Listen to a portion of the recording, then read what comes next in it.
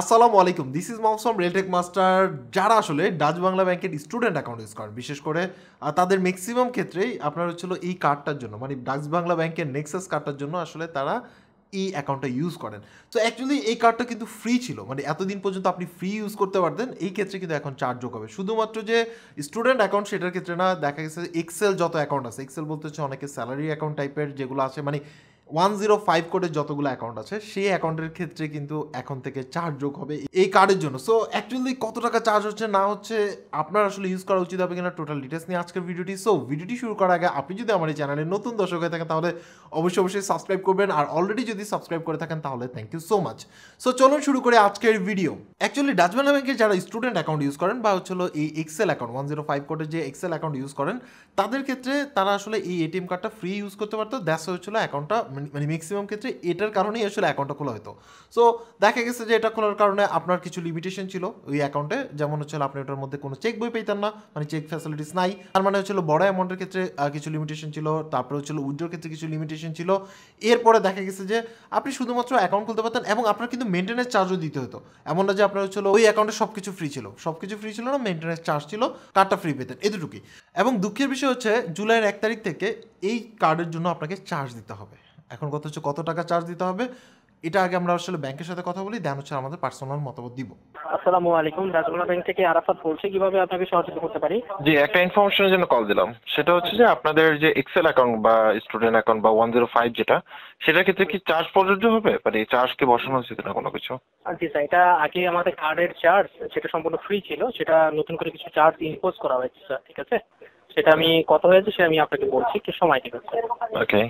আগের যেটা ছিল স্যার, যেমন আপনার নেক্সাস যে রিনিউয়াল কার্ডটা, ঠিক আছে, হুম। সেটা আপনার সম্পূর্ণ ফ্রি ছিল। এখন আপনার নেক্সাস রিনিউয়ালের জন্য 200 টাকা, সাথে আপনার 15% ভ্যাট 230 টাকা চার্জ হবে স্যার, ঠিক আছে?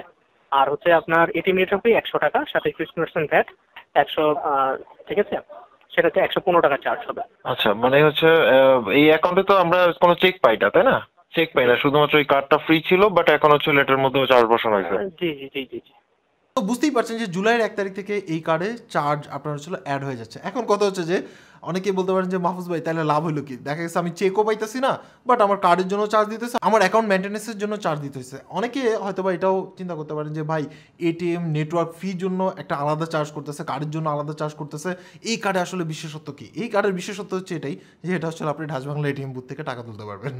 সো এটা এছাড়াও আপনি আদার্স ব্যাংকের এটিএম বুথ থেকে টাকা তুলতে পারবেন না, কারণ এটা কোনো প্রকার মানে নেক্সাস সাপোর্টেড, মানে তাদের নিজস্ব নেক্সাস সাপোর্টেড কোনো জায়গা থেকে আপনি টাকা তুলতে পারবেন বা পেমেন্ট করতে পারবেন, বাট কোনো মাস্টার বা ভিসা কার্ড সম্বন্ধিত যে কোনো এটিএম বুথ থেকে এই কার্ড দিয়ে টাকা তোলা যায় না। সো লিমিটেশন এখানেও আছে। অনলাইন পেমেন্টের ক্ষেত্রেও লিমিটেশন আছে। অনলাইন পেমেন্টের ক্ষেত্রে যদি গেটওয়েতে আপনার হচ্ছে নেক্সাস অপশন থাকে তাহলে আপনি এটা দিয়ে কার্ড পেমেন্ট করতে পারবেন, বাট মাস্টার কার্ড বা ভিসা কার্ড যদি ব্র্যান্ডেড কোনো কার্ড হতো তাহলে সেই ক্ষেত্রে আপনার অপশনটা আরও বেশি বাড়তো। তারপরে আপনাকে আসলে এক্সট্রা চার্জ দিতে হবে। অ্যাকচুয়ালি এই যে নতুন করে তারা চার্জ ইমপ্লিমেন্ট করতেছে, সেই ক্ষেত্রে আপনার কোনো কিছু মন্তব্য আছে কিনা বা আপনি আসলে এই অ্যাকাউন্ট ইউজ করবেন কিনা সেটা অবশ্যই কমেন্টস করে জানাবেন। এটা আমার কাছে একটু অ্যানোয়িং টাইপের লাগছে, কারণ হচ্ছে যে ব্যাংক আপনারা চার্জ বাড়াতে পারেন, সেটা আপনাদের ব্যাপার, বাট অ্যাটলিস্ট কাস্টমারকে ইনফর্ম করতে হবে যে ভাই আপনার এই অ্যাকাউন্টে কিন্তু চার্জ লাগতেছে বা এই কার্ডের জন্য চার্জ লাগতেছে। এটা অ্যাটলিস্ট এটা দাবিদার আর কি আমরা। সাথে আরেকটা দুঃখের বিষয় হচ্ছে আজকে মাসের 20 তারিখ মানে আমার যেহেতু অ্যাকাউন্ট আছে সেই অ্যাকাউন্টে এখন পর্যন্ত কোনো প্রকার ইমেল বা কোনো প্রকার হচ্ছিল মেসেজ বা কোনো প্রকার চিঠি টিটি আসে নেই, বাট চার্জ কিন্তু বেড়ে যাচ্ছে, মানে বাড়বে উইদাউট নোটিস। আমি নোটিস পাইনি, আপনারা যদি নোটিস পেয়ে থাকেন তাহলে অবশ্যই কমেন্টস করে জানাবেন। আর এই চার্জের ক্ষেত্রে আপনার কাছে কি মনে হয়, বা আপনি যদি রাজ বাংলা ব্যাংকের স্টুডেন্ট অ্যাকাউন্ট ইউজার হয়ে থাকেন তাহলে অবশ্যই কমেন্টস করে জানাবেন। সবাই ভালো থাকবেন, আল্লাহ হাফেজ।